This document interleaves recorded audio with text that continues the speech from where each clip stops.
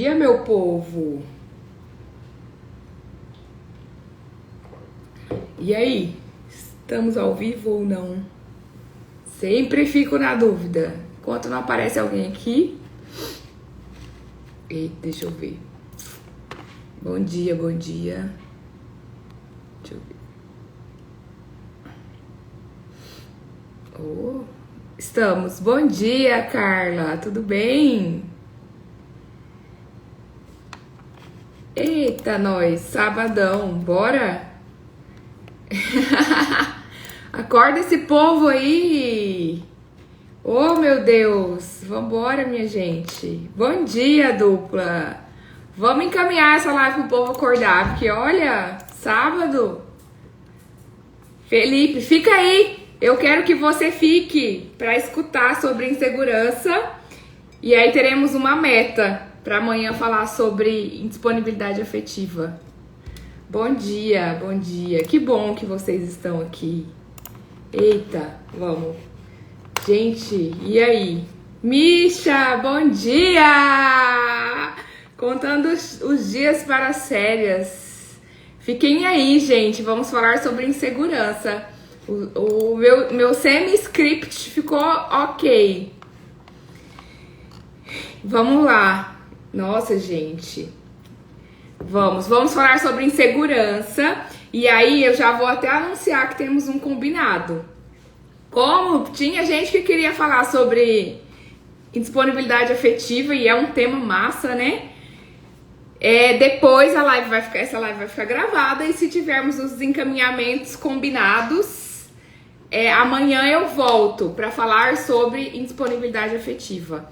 Por quê? Sábado que vem não tem live, porque eu estarei de férias, né, Michelle? Estaremos de férias, glória a Deus, Senhor. Ai, gente, contando as horas se essa férias chegar. Enfim, mala não tá pronta, mas vamos para essas férias. Ai, gente, pois encaminhem a live aí para as pessoas virem assistir. Vou mandar para quem eu acho que precisa vir aqui. Vamos lá. Bora. E vamos começar, né, gente? Porque eu também só tenho meia hora. Então, vamos lá. Bom dia, né? Fiquem aqui comigo. Temos um combinado que se depois essa live vai ficar gravada e se tiver 20 encaminhamentos, amanhã, final do dia, falaremos sobre indisponibilidade afetiva. Depois eu vou colocar essa meta lá no Stories. E aí, gente, o que é o tema aqui, insegurança, né? Eu entendo que muita gente colocou, porque realmente é algo que pega, né? E aqui a gente não vai falar sobre segurança num nível de você precisa ser uma pessoa segura, se achar foda, fazer o treinamento com os caras fodas pra você ser uma pessoa super segura e tal. Essa parte é super importante, mas aqui a camada ela é um pouquinho mais profunda. Então hoje nós vamos falar aqui sobre um outro viés da insegurança, tá? Não é esse viés do coach, que eu acho que é super bom também, mas em muitos casos não é só isso que vai resolver a situação da pessoa. Às vezes é isso, mas também precisa olhar um pouquinho ali para uma camada um pouco mais profunda, né? Essa é a pegada da live de hoje, a raiz da insegurança. É por isso que às vezes faça 1000 afirmações, faça exercícios de repetir e tal, não resolve, porque às vezes a pessoa tem ali a raiz da insegurança na questão familiar, né, que é bem mais profundo, precisa curar isso para depois vir para a superfície. Mas vamos lá. E qual que é, né, o nosso primeiro ambiente seguro na vida, ou ao menos o primeiro ambiente onde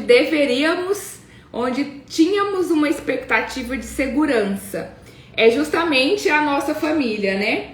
E a nossa família é nosso primeiro registro de segurança ou de insegurança. E dentro da nossa família, o aspecto da segurança começa com a nossa mãe. Muitas pessoas podem ser sugestionadas a achar que segurança tem mais a ver com o pai. Então, porque o pai tem o aspecto da proteção, né? Tudo trauma, exatamente. Estamos aqui para tratar isso. O pai tem a sensação de proteção, né? Vamos dizer assim, as pessoas são sugestionadas a pensar que a segurança, a sensação de segurança vem do pai. Quando, na verdade, o nosso primeiro lar de segurança é a nossa mãe, né? Que tem tudo a ver ali com o útero, aquele momento que você é somente alimentado e protegido, né? Então, o viés maior da segurança ou da insegurança tem a ver com a nossa mãe, com o feminino. A mãe protege, né, inicialmente. O pai já é mais pro viés do risco. É o pai que coloca no mundo, é o pai que leva pro mundo, é o pai que te faz aprender a arriscar, né? Vai lá pedalar sem a rodinha e tal. Então, dentro do masculino e do feminino, essa é a diferenciação. Então, a segurança, num primeiro momento, nesse lugar de primeira morada, tem a ver com a nossa mãe. O pai tem a ver com o risco, né? Com se colocar para o mundo. O que não significa que exclui-se o pai quando se fala de segurança. Porque o pai também, justamente porque ele é o risco, é o pai que te ajuda a entender que a insegurança faz parte do jogo. A gente vai falar sobre essa questão da insegurança fazer parte do jogo mais pro final. Mas eu não sei se ficou claro. A nossa primeira referência de segurança é a nossa família. E a nossa, dentro do aspecto familiar, na esfera do eu, a primeira referência de segurança é a nossa mãe, a pessoa que nutre, a pessoa que protege. O feminino tem tudo a ver com a segurança, tá? E aí, já que o nosso primeiro referencial de segurança é a nossa mãe, sem nenhum tipo de julgamento moral, né? Vamos fazer a reflexão aí. Existe registro de segurança na sua experiência na esfera da mãe? Quais são os registros que você tem de segurança quando a gente fala você e sua mãe ali desde o nascimento, na sua infância? Por quê, né, gente? Isso sem julgamento real. A criança, ela não faz o julgamento moral, ela só cola na mente o fato. E ali ela tira uma verdade. Eu vou dar um exemplo aqui de uma pessoa que eu atendi. O medo dela, a insegurança dela era relacionada ao trabalho. Então ela tinha toda uma expectativa de se colocar num lugar no trabalho, né, num projeto novo, que era idealizado por ela, e ela simplesmente não tinha segurança para dar este passo. Continuava presa ali no antigo trabalho e tal, porque ela tinha insegurança de fazer a coisa nova. E aí o registro mental dela de criança era exatamente esse. Quando ela era criança, a mãe saía para trabalhar e ela ficava na calçada, agarrada no portão, né, do lado de dentro da casa, gritando pela mãe: mãe, volta aqui, mãe, volta aqui, mãe, volta aqui. Ou seja, ela tinha um registro na esfera do eu de ausência da mãe. Automaticamente, a ausência de segurança, porque era a mãe que proporcionava isso para ela, dentro do feminino, né, daquilo que a gente falou no começo, e ela simplesmente não tinha essa presença, essa figura. E aí hoje ela tem muito medo e muita insegurança de se arriscar no trabalho, de se arriscar em algo novo, porque o inconsciente dela gravou essa imagem. A mulher, quando vai para o trabalho, deixa os filhos sofrendo em casa. Tá fazendo sentido, gente, pra vocês?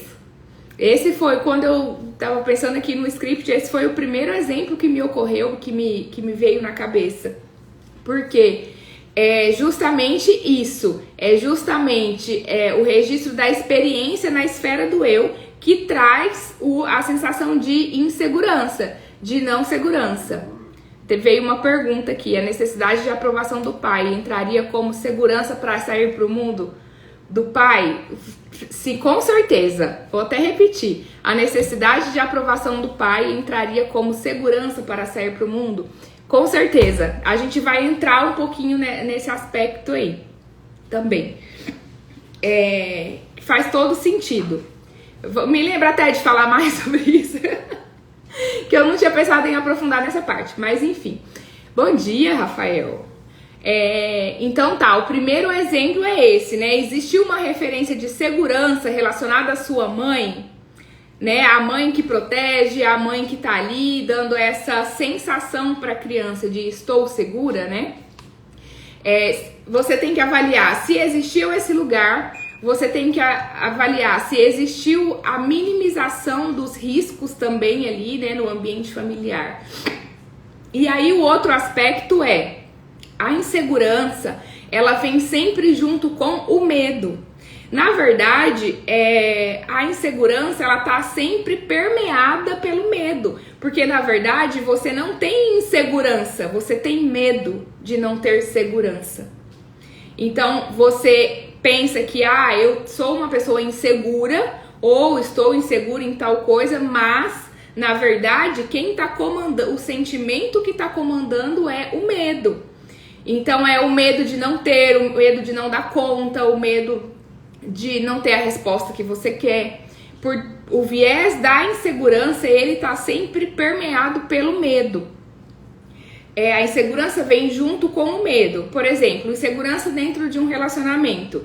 Aí você tem o medo da pessoa não gostar da sua imagem, o medo de se sentir rejeitada, o medo do outro ir embora. Então não é insegurança. Você está...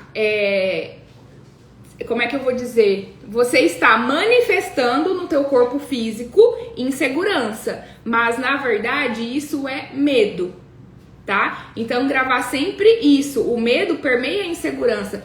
Então você pode trazer um recurso mental, né? Um recurso cognitivo para isso. Toda vez que eu me sentir inseguro... Vamos dar esse exemplo aqui, dentro de um relacionamento. Opa, pera lá, do que é que eu estou tendo medo, tá? Usar esse recurso cognitivo do insegurança, cola no medo. Qual é o medo que tá me colocando nesse lugar de insegurança? O medo, ele é uma emoção boa. Ele nasceu na nossa mente, né, no nosso cognitivo, no sentido de proteção, né? Antigamente... Você precisava do medo para saber que você estava correndo um perigo e para tomar atitudes que te tirassem daquele perigo. Isso falando lá no tempo muito antigamente. Então você tinha medo de ser atacado por animais, por exemplo, e aí o medo te regula e te dá limite e te dá segurança. Só que a nossa mente atual não precisa mais passar por essa necessidade de alerta, mas continua tendo ali os registros de medo. Então, o medo é uma emoção boa, é uma emoção que deveria ser usada para regulação, mas a gente deixa com que o medo aprisione nossa mente. No sistema nervoso central, né, o sistema límbico, ele é capturado quando você sente essa emoção do medo. E aí você perde um pouco a capacidade, inclusive, de raciocinar. Você só reage, né? Para quem estuda melhor essa parte, não vou aprofundar aqui, o nosso cérebro, ele tem um mecanismo de luta ou fuga, e o medo, ele aciona esse mecanismo, né? E às vezes a gente deixa que o medo faça isso e acha no corpo físico que você tem insegurança, mas na verdade você tem medo, né? E aí a avaliação aqui é exatamente essa. O medo que eu sinto, que me traz essa insegurança, ele está conectado com o meu momento real, comigo, ele tem uma razão de existir, ou ele está vindo como um sintoma? E aí um sintoma de não faz sentido nenhum eu tá pensando nisso, tá sentindo isso, ou um sintoma de, tipo, talvez é alguma carga lá da infância, como eu dei o exemplo dessa cliente, talvez é uma carga do meu sistema familiar. Então avaliar se o medo que te causa insegurança tem sentido ou se ele só é um sintoma que está te fazendo ali perder o fio da condução, né? É uma análise que precisa ser feita. Sentiu medo, sentiu insegurança, dá um passinho para trás, pensa no medo. Do que é que eu estou sentindo medo? E quando você pensa no medo, esse medo marca uma sessão. Marca uma sessão, Luan, tô aqui pra isso. E aí, quando você sente medo, do que é, o que ele é real, ele tem sentido, ou ele é alguma referência minha da infância, ou talvez ele seja alguma referência inconsciente da minha família, do meu sistema familiar.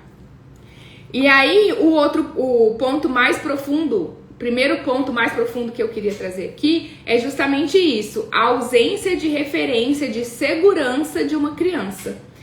Se quando criança essa referência existiu ou não, ou existe registro de insegurança, a gente vê, né, que os pais precisam trabalhar e muitas vezes as crianças são deixadas com babás ou na escola, e hoje em dia a gente sabe, tem câmera, tem outras coisas, mas na nossa época a gente ficava em casa com um cuidador, às vezes sozinho, né? E qual é o registro mental que a gente tem da nossa infância? De segurança ou de insegurança? É muito mais fácil termos registros mentais enquanto criança de insegurança do que de segurança, com certeza absoluta. Então, o primeiro ponto mais profundo é esse, a ausência de referência de segurança da criança.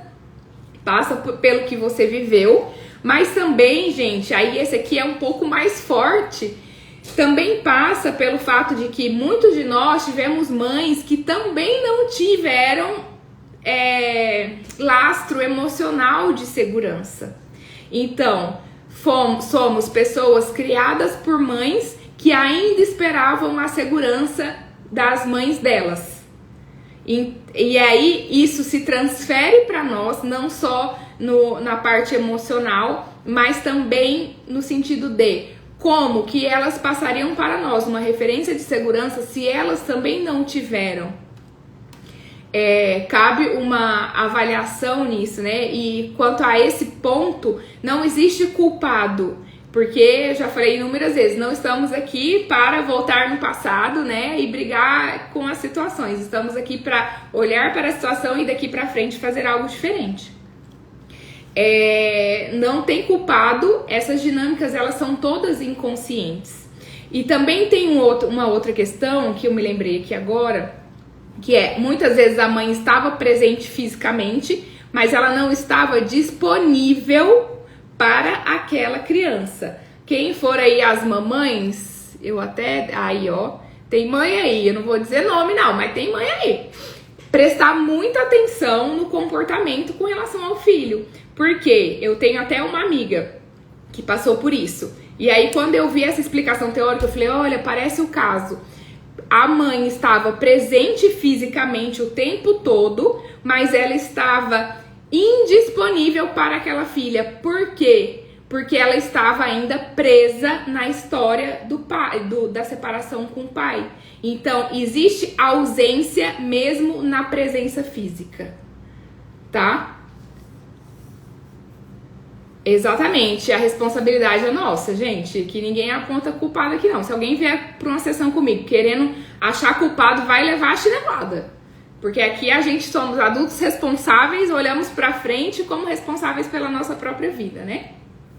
Então, voltando aqui, na história da mãe, né? Muitas vezes as mães ausentes, presentes fisicamente, mas ausentes emocionalmente, gera a sensação de insegurança na criança.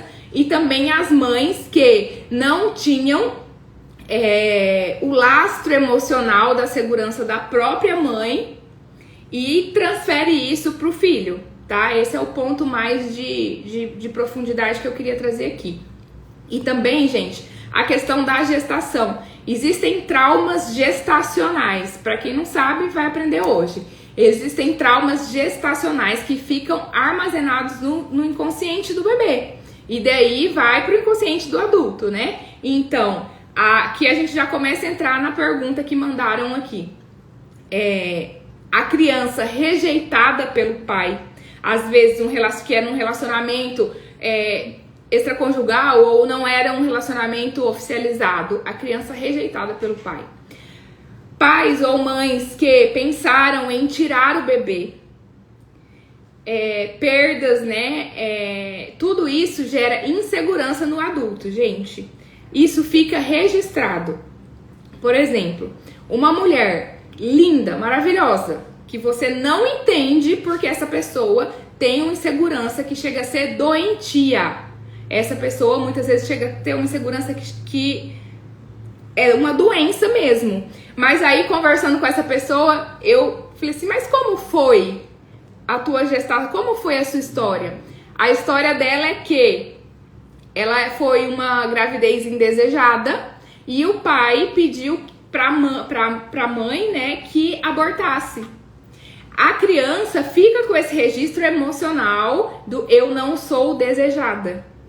A conduta dela hoje, enquanto mulher, eu preciso fazer de tudo para ser desejada pelos homens, porque ela não foi desejada pelo pai. Embora na vida depois do nascimento, vida normal, nasceu, criada e tal, ela não tem esse lastro da vida adulta de ser rejeitada, mas ela foi rejeitada lá na gestação. E ela ficou com esse registro emocional, um trauma gestacional. Ela é super bonita, ela é super maravilhosa, super inteligente, mas tem uma insegurança que chega a ser meio doente. E a insegurança dela, ela não passa no profissional, passa nos relacionamentos. Então, eu preciso sempre ser muito desejada pelos homens, porque ela não foi desejada pelo pai. Esse é um exemplo de trauma. Ai, gente, a participação especial tava demorando. Esse é um exemplo de trauma gestacional. Outro trauma gestacional que eu também já presenciei numa constelação é a questão do aborto. O casal tinha feito abortos antes dos filhos próximos nascerem. E nesse caso era aborto provocado mesmo, tá? Mas pode acontecer com aborto espontâneo. O casal tinha feito abortos antes de decidir ter os filhos. Beleza.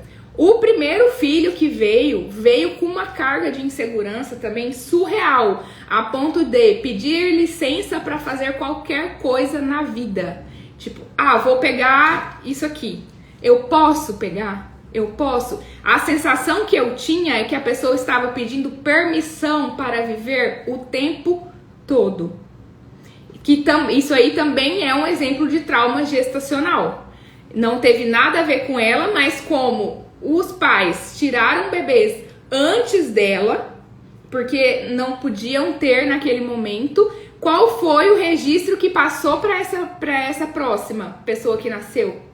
Aqui eu preciso ser muito aceita para que eu possa ficar. E aí, gente, era assim, tudo é como se ela estivesse pedindo permissão o tempo todo para viver. E era uma adulta de 50 e tantos anos. Pensa você passar a vida toda, né, com esse trauma. Como deve ser difícil. E aí vale, né, mais uma vez a observação, não necessariamente abortos provocados. Isso também vale para abortos espontâneos, tá? Que eu também sei de casos de abortos espontâneos, onde a próxima que vem é como se ela ficasse ali o tempo inteiro num mecanismo de rejeição e insegurança, sentindo que ela também poderia não vir à vida. Então ela passa a vida toda na insegurança, com medo de... Aí é o medo de novo, né? Volta lá no começo. Com medo de não poder existir. Então, gente, essa aqui é a parte mais profunda e é a parte bem sistêmica, né, da insegurança. O outro ponto que eu queria falar é sobre tomar a vida, né? O quanto tomar a vida impacta diretamente na nossa sensação de segurança ou de insegurança de ir para a vida. O tomar a vida é aquele sim ativo. Eu ia até ler um trecho, mas não farei por causa do tempo. Fica aqui a dica, eu dou essa dica para todo mundo, né, desse livro. E aí, quando você olha para os seus pais, existe crítica, existe rejeição, existe exigência, existe aquela fala clássica, né? Ah, mas eu merecia mais amor deles. Ah, eu me sinto preterida. Isso vem muito pra mim nos atendimentos. Ah, eu me sinto preterida em relação, quando o assunto é os meus pais. Quando você diz não para os seus pais, você está dizendo não para você mesmo. Quando você diz pra ele, ah, mas eu queria mais, eles deveriam ter me dado mais, você se sente enfraquecida no teu inconsciente, porque você ainda precisa da validação externa. Por que você se sente enfraquecida, né? Porque você busca do outro o que você deveria tomar dos seus próprios pais. É aí que vem a insegurança. E é isso que fala nesse livro, gente, que esse livro é muito maravilhoso mesmo. Você deveria tomar dos pais, e aí você fala, não, aqui eu não quero. E você vai buscar no externo. Bom dia, Sandra, bem-vinda. Bom dia, Paula, bom dia, meninas. Você busca externamente o que você deveria tomar dos seus próprios pais. E aí, por que isso vem a insegurança? Porque o próximo não pode te dar o que você deveria ter tomado dos seus pais. E aí você fica sempre em busca do próximo. Quando você vê que ele não consegue te dar, você se frustra e fica insegura. Aí você passa pro próximo. E aí muitas vezes, aí vale aqui também para as mães, né, para as que já são mamães, buscam nos filhos as moedas que deveriam ter tomado dos pais. Essa é pesada, gente. André, bom dia! Olha a minha vizinha, gente. Minhas vizinhas estão tudo aqui, adorei. Bora. Então, com relação aos seus pais, você tomou deles tudo aquilo que deveria tomar. Se não tomou, fica a dica do livro. Você precisa observar se você aceita-os plenamente, se você rejeita, e essa rejeição às vezes está nos detalhes, nas minúcias. Por exemplo, falar mal dos hábitos que os seus pais têm, achar que eles não dão conta da vida deles, achar que eles tomam decisões ruins, achar que eles não vão dar conta de gerir a própria vida. Tudo isso é uma forma sutil de rejeitar os pais. Se você está nessa postura de rejeitar os pais, eu sinto te dizer que a insegurança vai estar sempre presente. Como é que você vai ter segurança de ir para a vida se você rejeita a sua própria vida? Porque você é o seu pai e a sua mãe. Se você rejeita-os, você se rejeita. Como você vai ter segurança de ir para a vida se você rejeita a si mesmo? E como que a gente muda, né, gente? Revendo posturas práticas. Aqui eu queria dar mais uma chinelada. Tô cansada de ver gente que compra curso de autoconhecimento, de desenvolvimento pessoal, compra workshop, o meu, por exemplo, compra livro, né? E aí você fica o quê? A estudante profissional trancada dentro do quarto. Você pode ler 50 livros de desenvolvimento pessoal, você pode fazer 50 terapias. Se você não mudar a postura, se você não se colocar no jogo, isso não vai mudar. Você vai ter uma obesidade mental, né, de teorias. Aqui tô vendo a teoria que eu preciso melhorar tal comportamento. Mas se você não colocar em prática, você não vai ter mudança de postura e não vai ter mudança lá no sentimento que te causa dor, que te faz mal. Que no tema de hoje aqui é a insegurança, né? Mudar a postura, viver com alegria, viver com entusiasmo e se colocar pro jogo. Essa semana, num grupo de amigas aqui, né, a gente falou sobre isso. É preciso se colocar em situações onde você vai ganhar lastro emocional, onde você vai conseguir moldar os seus comportamentos. Eu vou explicar. A gente muitas vezes cresceu, né, e aí, pra quem é mãe, faz isso com o filho mesmo, em ambiente de superproteção, né? O oposto da insegurança lá, do registro da mãe, que foi o primeiro tópico, é a superproteção, que é a ilusão da ausência de risco. ou você não se colocar em situações de risco. E aí, gente, isso também é ruim, porque ninguém morre de frustração. Opa, peraí. Minha agenda aqui, que eu tenho atendimento daqui a pouco. Você vive... volta, peraí. Eu me distraí. Ninguém morre de frustração, ponto. Essa é uma verdade real, né? É uma ilusão achar que a gente vai ter segurança, gente. O mundo é inseguro. É uma ilusão achar que, quando eu chegar em tal idade, quando eu chegar em tal ponto, a minha vida vai ser perfeita e eu vou ser 100% segura e eu vou ser 100%, vou viver 100% de sensações de segurança. É mentira. Isso é ilusão. Não existe segurança 100%. Então, o risco, a insegurança, ela faz parte do jogo. Todos nós sabemos. Então, vamos lá. Você quer se relacionar. Você é solteira e quer se relacionar. Mas eu tenho medo de me magoar. Pelo amor de Deus, né? Vamos lá. Se você não superar esse medo, essa insegurança, você tem que ir com medo mesmo, com insegurança mesmo, porque vai ser lá no laboratório, na prática, que você vai saber como moldar isso. Isso é ganhar lastro emocional. Minha amiga Jamile que sempre fala isso. Então, você precisa se colocar em situações assim para que você consiga moldar, inclusive, a sua psique para esse tipo de situação, tá? A segurança, principalmente a segurança em relacionamentos, ela é uma expectativa infantil. É a criança buscando lá atrás aquela segurança do ambiente familiar. Então, se você busca situações de segurança plena, eu sinto te dizer que você ainda está no espectro da criança interior e não do adulto. O espectro da criança interior é muito importante, ele existe dentro de nós, todos nós temos, né? Talvez a gente fale mais pra frente sobre isso, porque só isso aí daria 1 hora de conversa.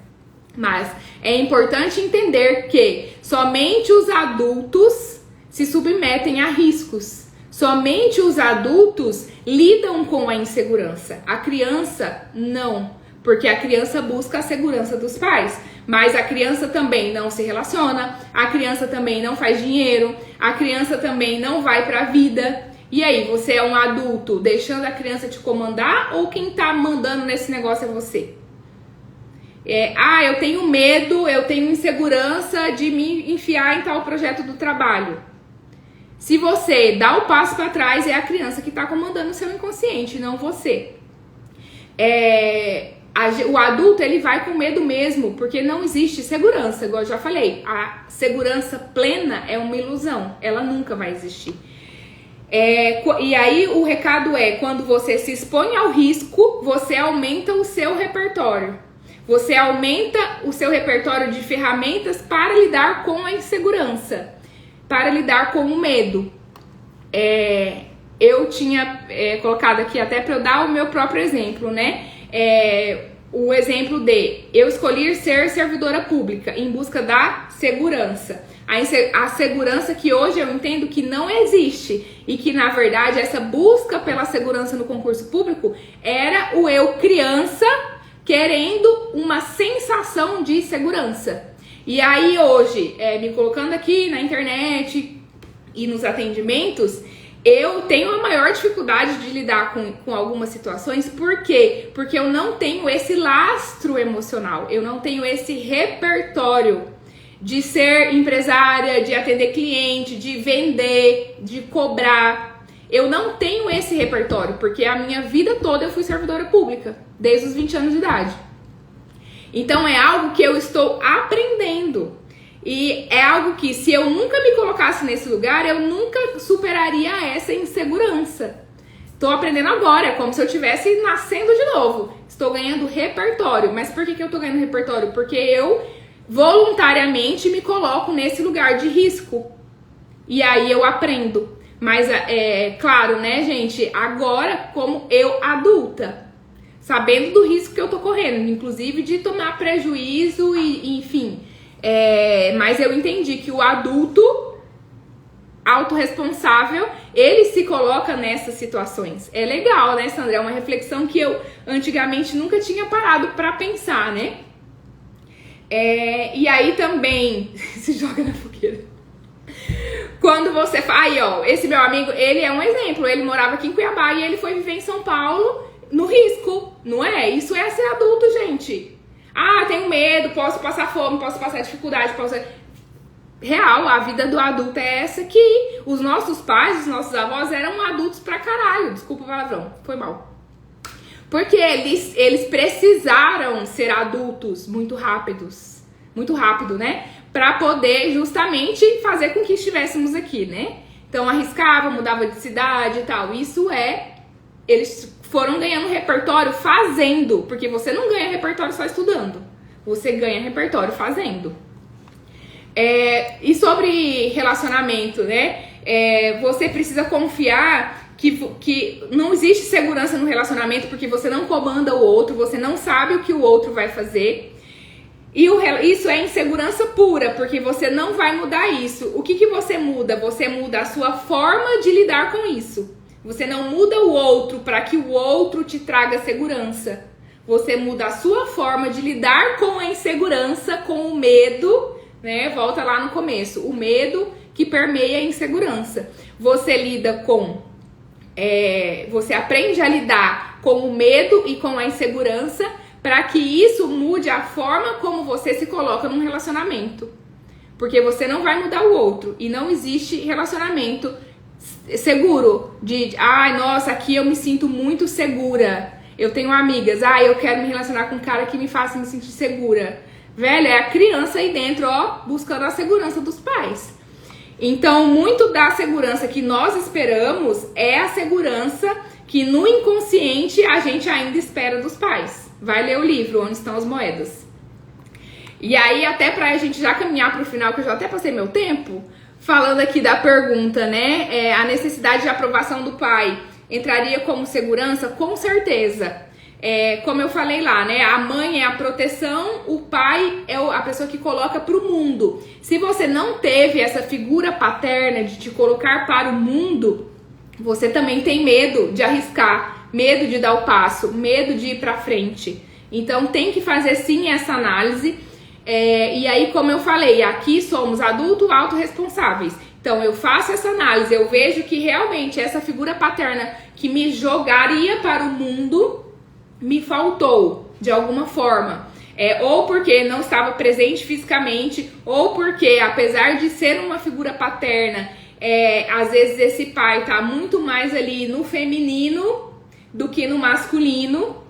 E aí você não vai voltar lá atrás e brigar com o que aconteceu. Você vai daqui pra frente, tá? Como é que eu posso acolher essa criança interior que está em mim? Vai ser assunto pra outra live.